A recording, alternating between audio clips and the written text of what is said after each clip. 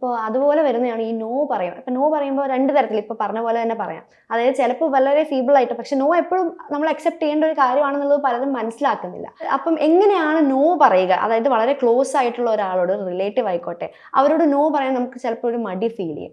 എങ്ങനെയാണ് അവരെ എഫക്റ്റ് ചെയ്യാതെ നമുക്കൊരു നോ, ഇതെനിക്ക് ഇഷ്ടപ്പെടുന്നില്ല എന്നുള്ളത് പറഞ്ഞ് മനസ്സിലാക്കാൻ പറ്റുക എന്നുള്ളത്? മീനാക്ഷി, നോ പറയുന്നത് ഒരു പ്രശ്നമല്ല മീനാക്ഷി.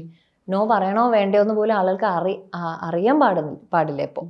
സോ എപ്പോഴാണ് ആ നോ പറയേണ്ടല്ലേ, എപ്പോഴാണ്, when should you establish A boundary is when your body feels you are doing something uncomfortable. അപ്പോഴാണ് ബൗണ്ടറി സെറ്റ് ചെയ്യേണ്ടത് ശരിക്കും പറഞ്ഞു കഴിഞ്ഞാൽ. So when you are feeling from inside that I M feeling very uncomfortable here, അല്ലെങ്കിൽ ഇത് എന്നെ കൊണ്ട് ചെയ്യാൻ പറ്റില്ല, അല്ലെങ്കിൽ ഇത് എനിക്ക് ടൂ മച്ച് ആയിട്ട് തോന്നുന്നു, ഇതൊരു ലിമിറ്റ് ക്രോസ് ചെയ്യുന്നില്ലേ, അപ്പോൾ ഉള്ളുന്ന ഒരു ഡിസ്കംഫർട്ട്, ഒരു വിയേർഡ് ഫീലിംഗ് അകത്തുനിന്ന് വരുമ്പോഴാണ് ശരിക്കും പറഞ്ഞാൽ നമ്മളവിടെ ബൗണ്ടറി സെറ്റ് ചെയ്യേണ്ടത്. സോ നമ്മളെ കൊണ്ട് ചെയ്യാൻ പറ്റാത്തൊരു കാര്യം നമ്മളെ കൊണ്ട് ചെയ്യിപ്പിക്കുകയാണെന്നുണ്ടെങ്കിൽ ആ സമയത്താണ് നമ്മളിവിടെ പറ്റത്തില്ല എന്ന് നമ്മൾ പറയേണ്ടത്. സോ അത് ഫസ്റ്റ് ആളുകൾക്ക് റെക്കഗ്നൈസ് ചെയ്യാൻ പറ്റുന്നില്ല. നമ്മളതിനെ ഇൻറ്റ്യൂഷൻ എന്ന് വിളിക്കും, അല്ലെങ്കിൽ ഇന്നർ വോയിസ് എന്ന് വിളിക്കും, അല്ലെങ്കിൽ ഗട്ട് ഫീലിംഗ് എന്ന് വിളിക്കും. അപ്പം അതിനെ പോലും ആളുകൾക്ക് റെക്കഗ്നൈസ് ചെയ്യാൻ പറ്റുന്നില്ല, which because people are very disconnected from their bodies. നമ്മളിങ്ങനെ we are so eager to run around and make money and work and നമ്മളൊരു ഡൂ മോഡിലാണ്. ആ ഡൂ മോഡിലിരിക്കുമ്പോൾ നമുക്ക് ബോഡിക്കകത്തുനിന്ന് വരുന്ന സിഗ്നൽസ് നമുക്ക് റീഡ് ചെയ്യാൻ പറ്റത്തില്ല. അതെപ്പോഴാണ് റീഡ് ചെയ്യാൻ പറ്റും? നമ്മൾ ബി മോഡിലായിരിക്കണം. We have to be, we have to take it slow, we have to be mindful about what the body is trying to communicate with us.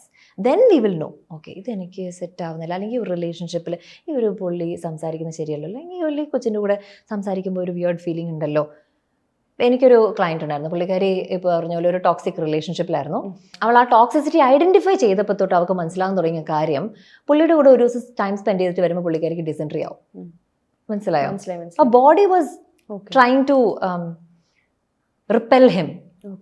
But she didn't identify it. അപ്പോൾ അവൾ വിചാരിച്ച് പോയ കഫേയിൽ കഴിച്ച എന്തെങ്കിലും സാധനമായിരിക്കും, അങ്ങനെയൊക്കെ വിചാരിച്ചിരിക്കുമായിരുന്നു. പക്ഷെ the moment she disconnected from him and started identify, അപ്പോൾ സംസാരിച്ചതൊക്കെ toxic ആയിട്ടുള്ള കാര്യങ്ങൾ, അല്ലെങ്കിൽ ഇങ്ങനെ സംഭവിച്ചതൊക്കെ സംഭവിക്കാൻ പാടില്ലാത്ത കാര്യമായിരുന്നു, ഒക്കെ റെക്കഗ്നിഷൻ വന്നപ്പോൾ then she got to know that okay, my body was communicating all this while.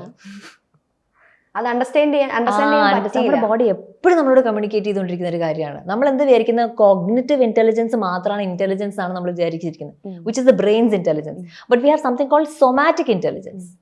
ബോഡിയുടെ ഇന്റലിജൻസ് എന്ന് പറഞ്ഞ സാധനമുണ്ട്. സോ അതെന്താണെന്ന് ഐഡന്റിഫൈ ചെയ്യുകയാണെന്നുണ്ടെങ്കിൽ നമുക്ക് ഈ ബൗണ്ടറി സെറ്റിങ്ങും കുറച്ചുകൂടെ ലൈഫിൽ മൈൻഡ്ഫുൾ ആവുകയും കുറച്ചുകൂടെ റിലേഷൻഷിപ്സിൽ കുറച്ചുകൂടെ അണ്ടർസ്റ്റാൻഡിങ് കൊണ്ടുവരികയും, അല്ലെങ്കിൽ എൻ്റെ തന്നെ പ്രശ്നങ്ങളിലോട്ട് ഒരു ലൈറ്റ് ഫോക്കസ് ചെയ്യാനൊക്കെ എനിക്ക് പറ്റുന്ന എപ്പോഴാണെന്ന് വെച്ചാൽ I need to know what my body is trying to tell me.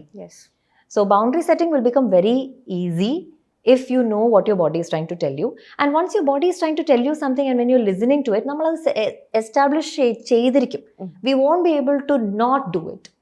കാരണം നമ്മുടെ ബോഡി വേറെ രീതിയിൽ നമുക്കത് സിഗ്നൽസ് തന്നുകൊണ്ടേയിരിക്കും, through mental health issues or physical issues. എന്തെങ്കിലും രീതിയിൽ ബോഡി കമ്മ്യൂണിക്കേറ്റ് ചെയ്തിരിക്കും. ബോഡി രണ്ട് രീതിയിലാണ് കൂടുതൽ കമ്മ്യൂണിക്കേഷൻ പറയാറ്. സൊമാറ്റിക് ഇന്റലിജൻസ് കമ്മ്യൂണിക്കേഷൻ രണ്ടാണ്. ഒന്ന് ഇമോഷൻസ്, രണ്ടാമത് ഫിസിക്കൽ സെൻസേഷൻസ്. അപ്പോൾ ഒന്നില്ലെങ്കിൽ ഇമോഷൻസിൽ കൂടെ നമുക്കൊരു കമ്മ്യൂണിക്കേഷൻ വരും, ഒരു റിഗ്രറ്റ്, ഒരു പിരിവിരിപ്പ്, ഒരു ശരിയായില്ലല്ലോ, എന്നാലും പുള്ളിയോട് അങ്ങനെ പറയായിരുന്നു, അല്ലെങ്കിൽ എന്നാലും അതവിടെ ഞാൻ വിട്ടുകൊടുക്കേണ്ട കാര്യമില്ലായിരുന്നു എന്ന് നമുക്കിങ്ങനെ അകത്തിങ്ങനെ തോന്നിക്കൊണ്ടിരിക്കും, ഒരു അങ്കലാപ്പ്, so we call it anxiety.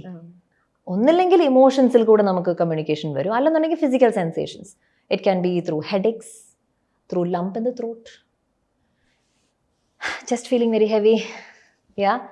ചിലർക്ക് ഷോൾഡർ ആയിരിക്കും ഹെവി, കൂടുതൽ ഭാരം ഇങ്ങനെ കെട്ടി വെച്ച്.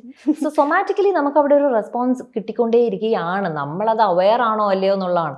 നമുക്ക് തലവേദന വരുമ്പോൾ നമ്മളൊരു ക്രോസിനിട്ട് കഴിച്ചിട്ട് നമ്മൾ നമ്മുടെ പാട്ടിന് പോവുകയാണെന്നുണ്ടെങ്കിൽ അത് ശരിയാവത്തില്ല. ബോഡീനെ റീഡ് ചെയ്യാൻ പഠിക്കും. We have to sit with that emotion. അതുകൊണ്ടാണ് തെറപ്പിസ്റ്റുകളും സൈക്കോളജിസ്റ്റുകളും കൗൺസിലേഴ്സും കോച്ചസും സ്പിരിച്വൽ ഗുരുസും എല്ലാവരും പറയുന്നത് sit with that emotion, sit with it.